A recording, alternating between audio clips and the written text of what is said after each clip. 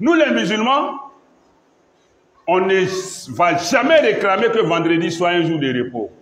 Parce que Allah nous dit dans le Coran, au chapitre 62, Suratul Jumu'ah, chapitre 62, Suratul Jumu'ah, le vendredi, il dit, Ya ayyuhalladhina amanu, oh vous qui avez cru, Idha nudiya lis-salati min yawmil jumu'ah, lorsqu'on appelle à la prière le jour de vendredi, fas'aou ila dhikrillah, dépêchez-vous, hâtez-vous d'aller au rappel d'Allah. Wa zarul bay', abandonnez vos activités, vos négoces, vos tractations, vos transactions, abandonnez. Ça veut dire que vendredi, Allah sait pertinemment, il nous fait savoir que vendredi on travaille. Donc, ce n'est pas vous qui nous refusez même ce jour-là. C'est Allah qui lui-même nous donne l'avantage de ce jour. Mais ailleurs, ils ne savaient pas que le verset de Coran-là existait, mais c'était dans leur méchanceté qu'ils ne voulaient même pas donner aussi le vendredi aux musulmans. Même s'il y avait une loi qui décrétait ça, nous, on ne va pas faire usage de ça. Regardez dans les autres confessions. Parmi elles, il y en a qui disent que le dimanche est leur jour saint. Le dimanche est leur jour saint. Ils font le culte, le reste de la journée, il n'y a rien. D'autres disent que c'est le samedi. Pour être précis, les chrétiens, c'est le dimanche qui est leur jour saint, selon eux-mêmes. Mais pour les juifs, c'est le samedi, le Shabbat, qu'ils ne travaillent pas, c'est le jour saint. Et c'est observé partout dans le monde entier. Mais l'islam, regardez comment ça y est. Regardez comment pour l'islam est. Nous, notre jour saint, c'est le vendredi. Les autres ne travaillent pas non seulement samedi ni dimanche, les juifs samedi, les chrétiens dimanche, ils ne travaillent pas. Mais en plus, ces jours-là sont observés presque partout dans le monde. Même ici en Côte d'Ivoire où on dit qu'on est dans un état laïque, un pays laïque. Normalement, vendredi aussi devait être la même chose comme samedi et dimanche. Qu'est-ce qu'il y a dans la vérité qu'on ne doit pas dire?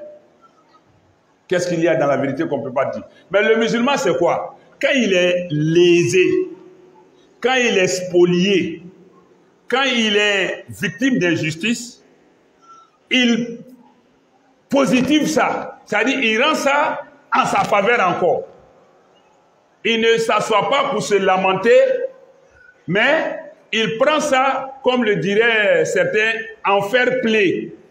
Il reconvertit ça en bien. Sinon, on aurait pu réclamer, nous, en tant que musulmans, on aurait pu réclamer que vendredi aussi, si la justice, l'équité sont de mise, que le vendredi aussi soit un jour, comme les autres, les juifs ne travaillent pas samedi, c'est pourquoi samedi ça ne travaille pas ici. Partout dans le monde d'ailleurs. Dimanche, c'est pour les chrétiens, et ils ne travaillent pas, mais nous les musulmans, vendredi ça travaille.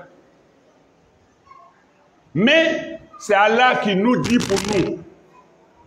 Nous, on ne regarde pas. Eux, dans leur manière de voir, il faut léser les musulmans. Or, nous, dans notre manière de voir, Allah, qu'est-ce que toi, tu nous dis?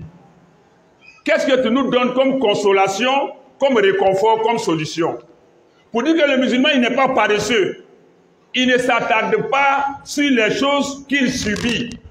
Au contraire, ce qu'il subit, il prend ça et puis il positive ça. Il rend ça.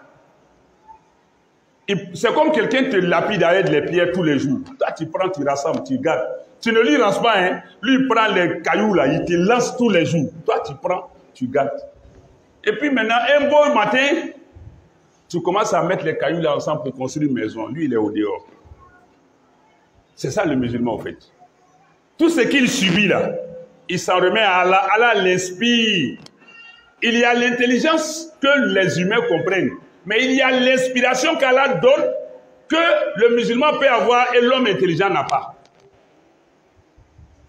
L'intelligence là, ça c'est un fait. Mais l'inspiration divine, ça c'est le dernier degré de l'intelligence. Allah ne donne pas ça à tout le monde. Quand on est musulman, on voit les choses avec la lumière du Coran. Et donc, nous les musulmans, on ne va jamais réclamer que vendredi soit un jour de repos. Parce que Allah nous dit dans le Coran, au chapitre 62, Suratul Jumu'ah, chapitre 62, Suratul Jumu'ah, le vendredi, il dit, Ya ayyuhalladhina amanu, oh vous qui avez cru, Idha nudiya lis-salati min yawmil jumu'ah, lorsqu'on appelle à la prière le jour de vendredi, fas'aou ila dhikrillah, dépêchez-vous, hâtez-vous d'aller au rappel d'Allah. Wa zarul bay', abandonnez vos activités, vos négoces, vos tractations, vos transactions, abandonnez. Ça veut dire que vendredi, Allah sait pertinemment, il nous fait savoir que vendredi on travaille. Donc, ce n'est pas vous qui nous refusez même ce jour-là.